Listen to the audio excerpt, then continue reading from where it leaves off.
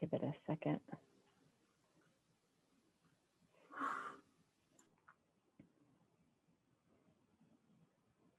Almost everyone's there.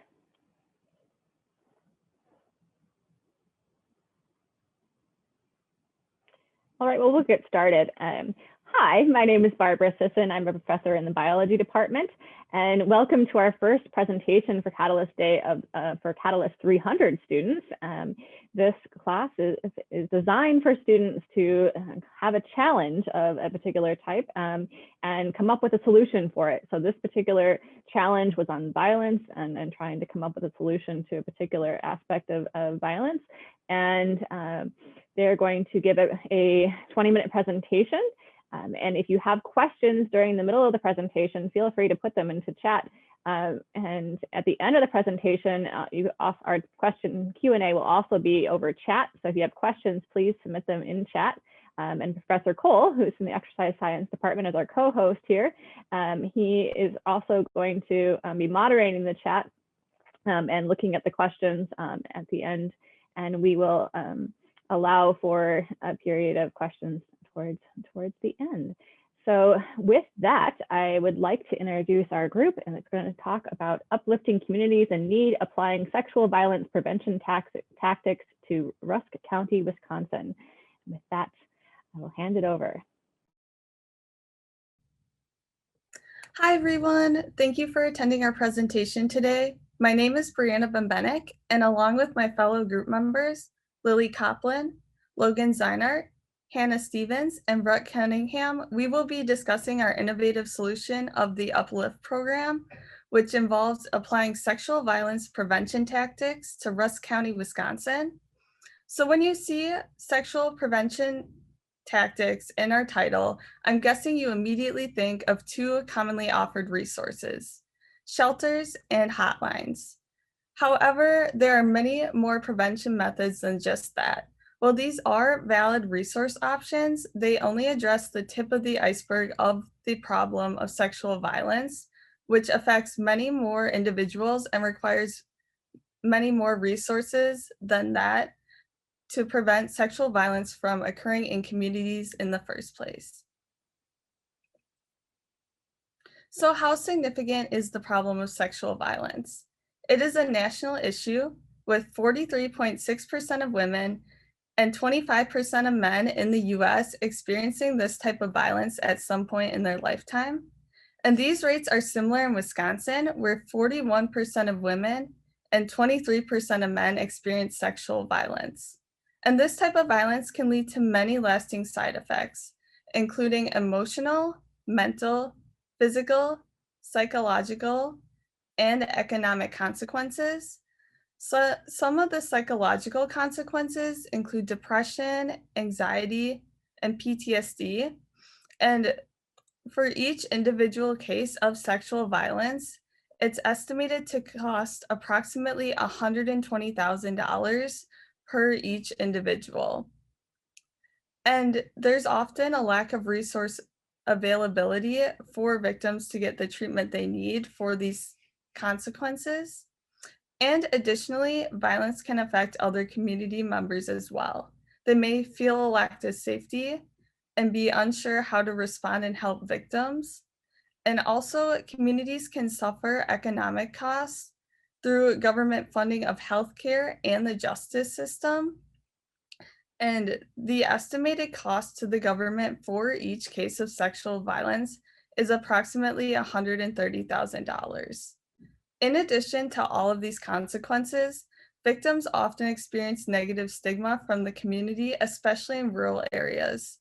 This is often due to rural cultural attitudes or beliefs that may support the occurrence of violence. And this often leads to a lack of reporting of sexual violence cases, and victims are also discouraged from seeking the treatment that they need.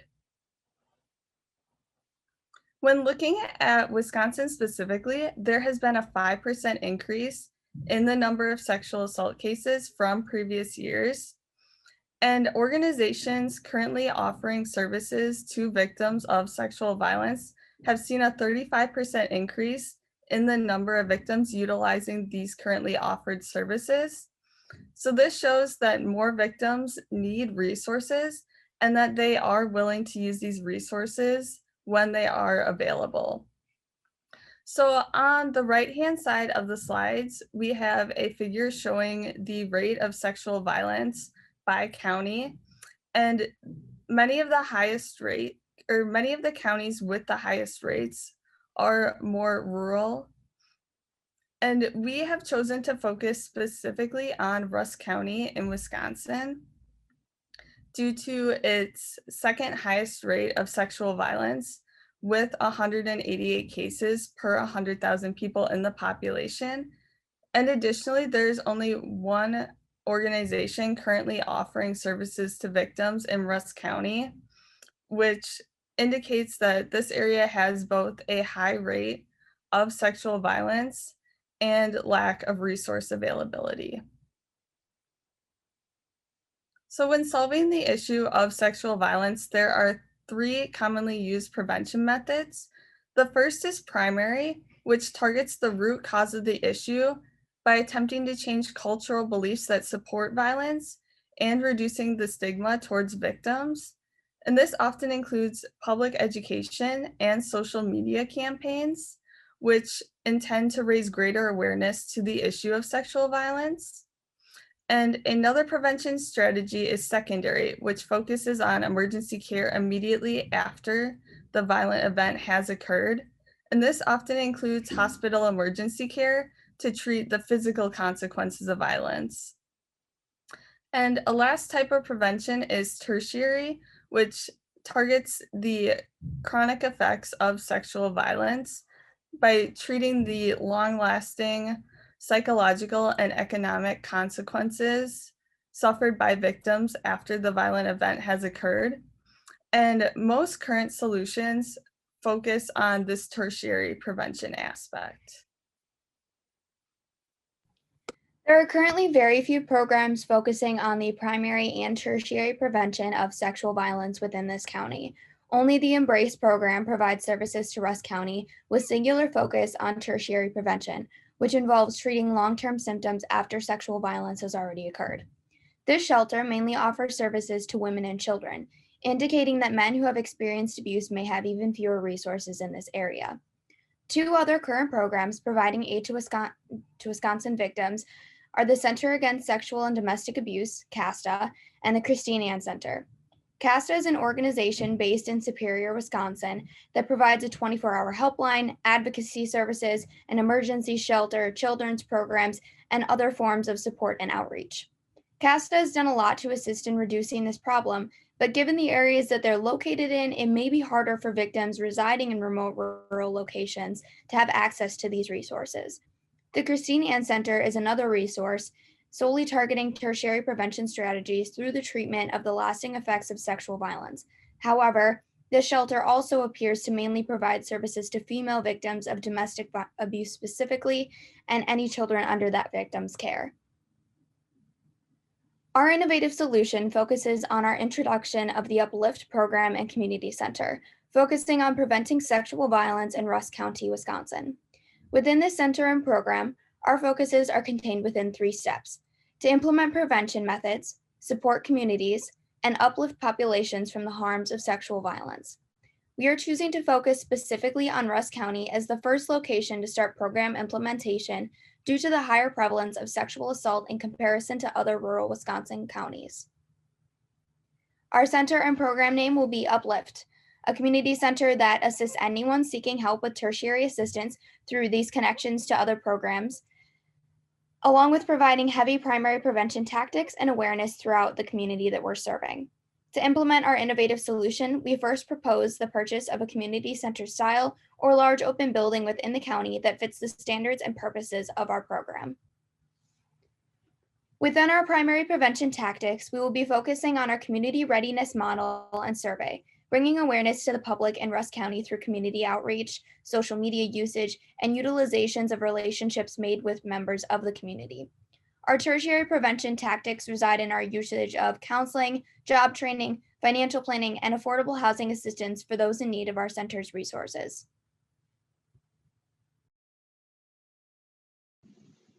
And so our first step to our Uplift program is to send out this community readiness model survey. And so the survey will be sent out to general members as well as leaders within the community, so that then we can get a good generalized motion of where that county stands.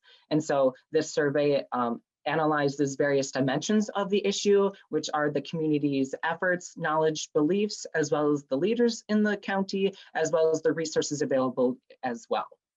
And so once all these dimensions are asked about and surveyed, then this narrows it down to a specific stage. And so these stages go from no awareness all the way up to professionalization, where no awareness is, what problem? There is no problem. I don't know what you're talking about, all the way up to professionalization, where there's this feedback system, where the community support is so prevalent that they are collecting the data, they are giving this, they're giving and taking to the programs and implementations that are already there, so that they can most efficiently fix and adjust what they have implemented.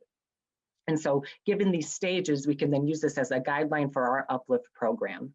And given the prevalence of Embrace within the county, as well as other researches that have happened in Wisconsin, we can have a safe assumption and estimate that Rusk County will fall under the vague awareness and pre-planning stages. And so vague awareness is where there's a little bit of support from the community. They kind of know that there's a problem, but not necessarily in their local community, there isn't a problem there.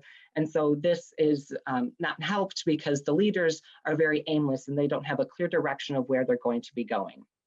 And so given the nature of a survey, we can then send this throughout the time period that we are implemented as this sort of tracking service, so that we can make sure that we are successfully helping them, and then we can see the trends and where we need to go from there.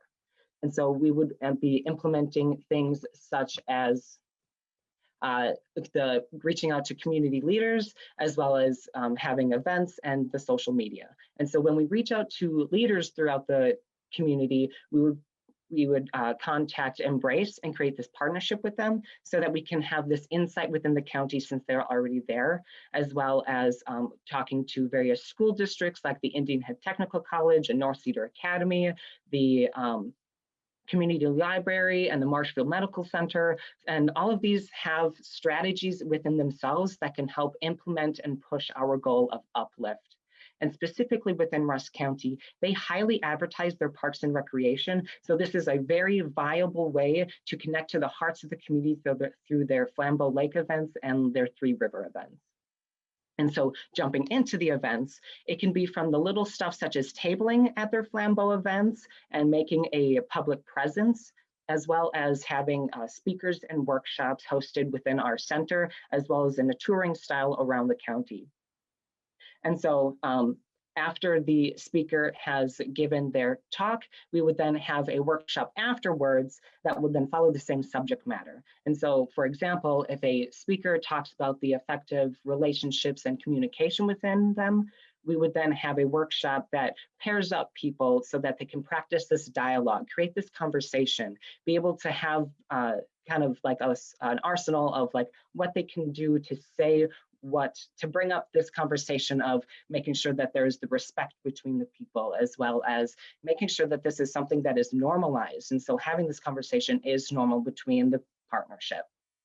And finally, we would then be implementing media such as a website and social media such as Facebook, Instagram, and Twitter. And so this is an easy way of advertising our Uplift Center by spreading local and global statistics, as well as local success stories to hopefully inspire people throughout the community, and then advertise our speakers, the workshops. And so through all of this, we will hopefully be able to uplift the community into a broader perspective and remove the negative labeling that occurs onto the victims. So these resources will be offered to both men and women, as well as other community members. With uplifting the entire community, we will be able to use all employees to most efficiently. First, we will be hiring 2 drivers and buying 2 vans to offer a taxi-like service. Embrace provides a transport service already to those utilizing their services. So we would like to take advantage of those services being provided and then further expand the transportation network to increase the availability of these resources to more rural areas. Next, we'll be hiring a housing counselor. Housing counselors will be provided with little to no cost by the United States Department of Housing and Urban Development, and they'll be able to help provide and find safe housing at a reasonable cost. And housing counselors can reduce the delinquency rates of first-time homebuyers by 29%. We will also be hiring a financial counselor that will be working hand in hand with the housing counselor to provide a sustainable budget and plan for the transition to normalcy for the victims, so they know that their finances are covered for whatever they plan to buy in their future. Next, we will be hiring a mental health counselor that will be able to help diagnose and provide individual or group therapies to help victims with anxiety, depression, and PTSD. They'll be able to confront the emotions, memories, and situations that victims may fear due to their experiences of sexual assault. And by preventing or decreasing the negative physical and psychological effects of violence, the victim's overall health will be improved. Finally, we will be hiring a career/life coach who will help the victims utilize their knowledge, talent, skills, and experiences through fulfilling work. They'll be able to create a better life balance, eliminate long-held fears and anxieties, enhance creativity, help with financial security, improve communication skills, and be able to build stronger relationships. And with continuous help and support of a life coach, it'll be able to help better one's chance of a better education, employment, and community engagement.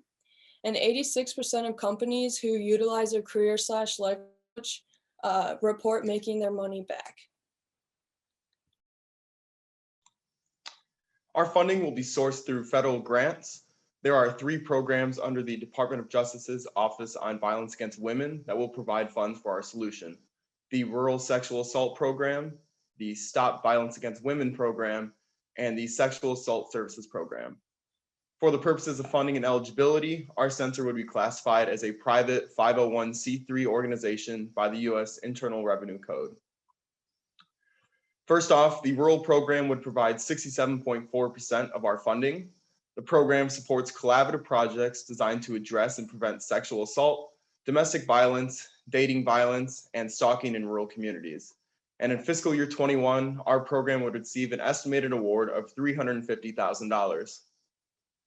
Second, the STOP program would provide 22.5% of our funding, and the program awards grants to states to develop and strengthen the criminal justice system's response to violence against women and to support and enhance services for victims as well.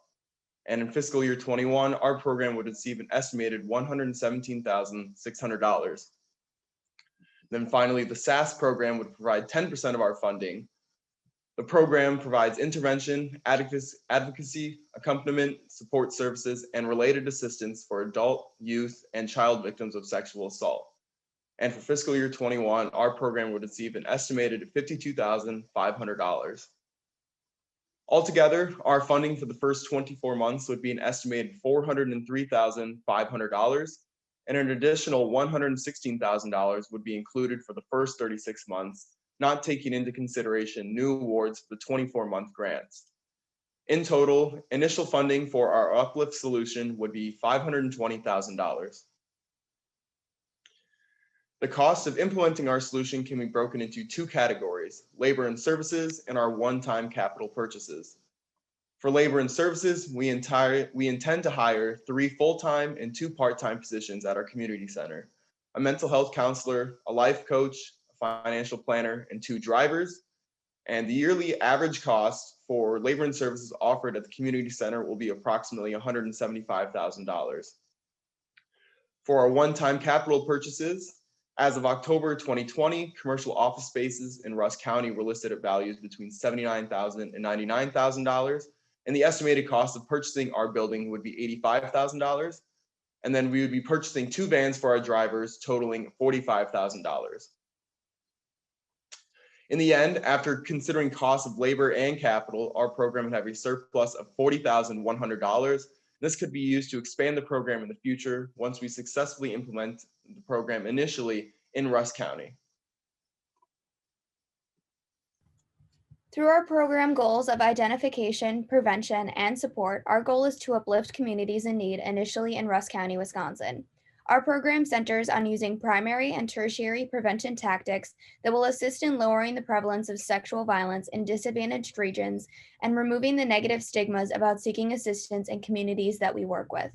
Through that support, our hope is that it will result in communities overcoming the harms of sexual violence and be able to move forward together, uplifted from it.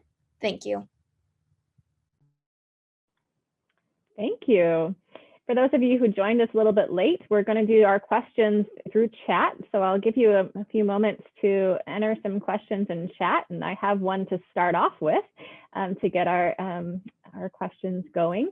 One thing that I noticed when you had your slide with the map of Wisconsin, there was Rusk County, but there was another county, which I couldn't quite tell which one it was, that was also really dark. It seemed like they had a similar level. And one of the reasons why you said that you chose Rusk County was because of the availability of services. And I'm wondering how that compares to the other county. And is that something maybe the first county that you might go to as you expand your program?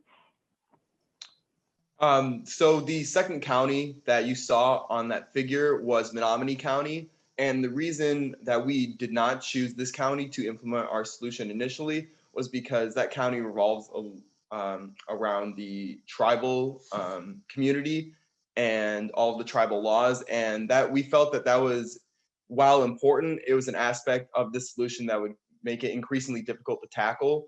So we went with then Rusk County because it might be a little more achievable and a little easier to implement rather than having to go through the special laws for the tribal communities. Thanks. Other questions? I haven't had anyone in chat yet.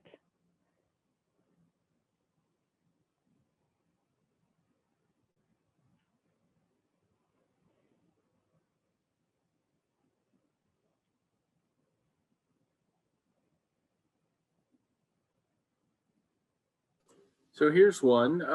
When would the goal to have this up and running be time-wise? So how long? And then the second piece is what's sort of the end game as far as how long before you've reached your goals?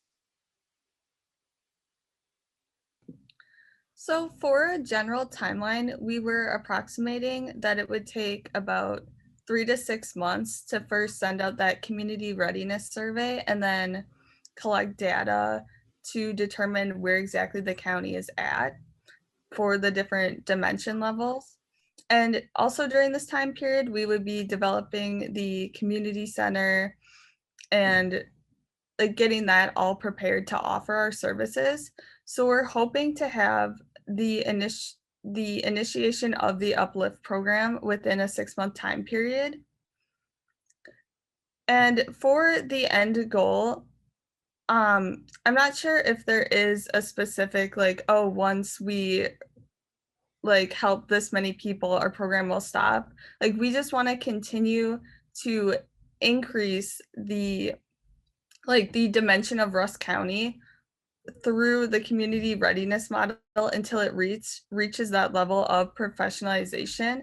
And in addition, we would like to continue to spread our program throughout surrounding communities just to continue providing greater resources to other rural areas in addition to Rusk County who also don't have as much access to resources. Okay. You also mentioned the cost of sexual assault. How was this determined and who is this a cost to? So for the cost of sexual violence, there are 2 separate costs. So they're based on approximations from previous research studies, and there's both individual and approximated government costs. So the $130,000 estimation was for the government costs, which includes kind of just an average of government funding for healthcare, and also the cost of funding the justice system, which includes putting a perpetrator in jail and funding that if necessary. And the individual cost is more that is the $120,000 value that was mentioned, and that is like medical cost for the individual, and it also includes an estimate of what are considered intangible costs, which is kind of like what you can't necessarily put a monetary value on, but the lasting like psychological consequences of violence. Okay, one more here. Would you try to transfer your program into bigger cities where the issue may be more prevalent? This is taking into consideration the numbers may not be totally accurate because of lack of reporting. One of our biggest goals is program implementation alongside what Brianna said within surrounding communities and other rural communities that may be struggling. With the model that we showed you with the state of Wisconsin, with the levels of sexual assault rates, it's absolutely true that there are issues of underreporting. Our main goal is rural communities that may be having problems with stigmatization, other lack of resources, stuff like that. But I feel as though if we continue this program and spread it out into other rural areas, bigger communities would absolutely be a goal. Another one, was there any particular reason that you found or hypothesized about why Rusk County was higher than other areas? And did that play into your solution?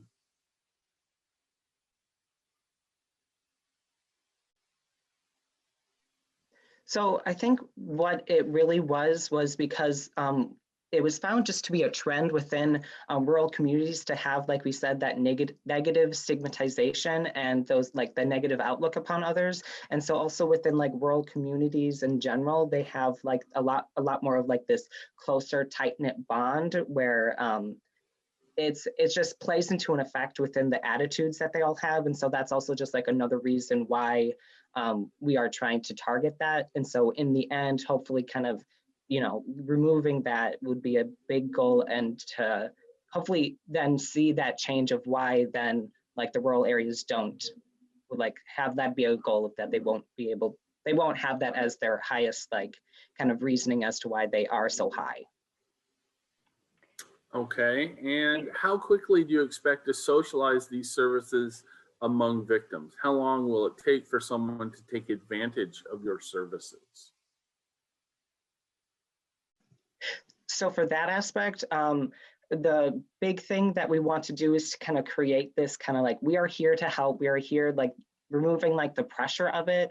And so when we kind of create those relationships within the schools, the medical center, and things like that, that will then hopefully reach out to those people who want to seek the treatment, and then as well as being a part of their like local traditions and stuff like that, that would then like be like, this is something that is important and something that I can get help with. And so it's just a sense of like unity with us, not being like just this company that's here to help, but like we are part of the community. Thank you. I think for the interest of time, I think that's going to be our last question because it's almost 10:30 and time for our next round of speakers.